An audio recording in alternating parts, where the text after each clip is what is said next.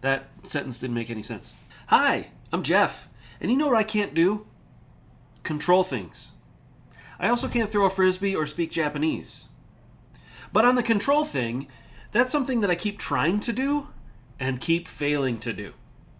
To wit, I have a good friend from our church planning days down in Aurora who has stage 4 cancer. Went to see her yesterday, and it made me very aware again that I'm not in control. But you know what? Cancer's not in control either. God's ultimately in control, which in some ways is very encouraging, and also at other times somewhat frustrating, because he controls things maybe in ways we wouldn't if we were him. And that's a hard thing to remember, that sometimes we're not him, and he knows what he's doing better than we know what he's doing. And that takes faith, and that takes trust, and sometimes it's easy and refreshing, and sometimes it's really hard. But he has left us with instruction on how to trust him and how to grow in our trust of him and how not to try and control stuff. I mean, there's certain things that are within our control, how we react to situations, what our attitude is. But the circumstances around us, whether it's weather or health or things going on in the world, we can't control them. And when we see them kind of getting worse instead of better, it becomes even harder to trust God. And so I was going through the Bible this morning, and I found this great verse. The end of all things is at hand. Therefore, be self-controlled and sober-minded for the sake of your prayers.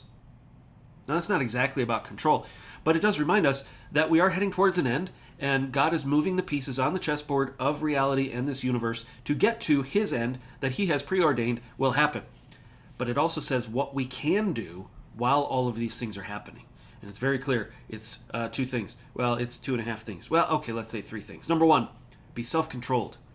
Be in what you can control of yourself. You can't control all the stuff around you, but again, your attitude and your reactions, that's something we can be in control of. And secondly, be sober-minded.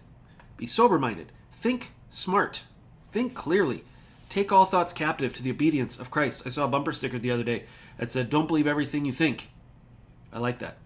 Just because you think something doesn't make it true.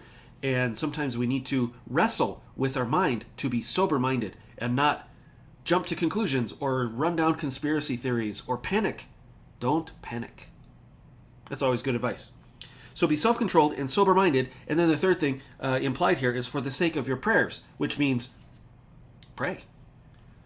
A lot of times our prayers can be expressing frustrations. God, I don't understand why this is happening. Help me trust you more. That's actually something that somebody told Jesus one time. I do believe, help me in my unbelief. And that's an okay prayer to pray too. Help me relinquish control because it keeps blowing up in my face when I try to be in control. God is God, and we're not.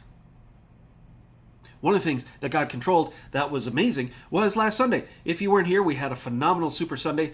We had the Grace Latino folks, we had the 8:30 service, we had the 10:15 service. All together, we had 13 baptisms. It was a phenomenal time. I can't promise 13 baptisms this Sunday, but I can promise another good time. We want you to be here 8:30, 10:15, Grace Latino, wherever you would like to worship. We're going to be in 2 Corinthians chapter 6, which is a great passage I'm excited to deliver to you guys who are here. Other great things going on. We have VBS coming up this month. We have Wacky Wednesdays with the kids. Yesterday, it was very loud in here because all the kids were upstairs, and it was great, and they had a great time. So Wacky Wednesdays, check out the Friday email for all the goings-on with our summer programs, park days, women's stuff, just stuff. We want to have fun together because the clock is ticking, and we are getting closer to the end, and we can bond together, and we can encourage each other, and we can work together to bring the kingdom to bear in the places in our community to love this town where we are, because that's what God told us to do.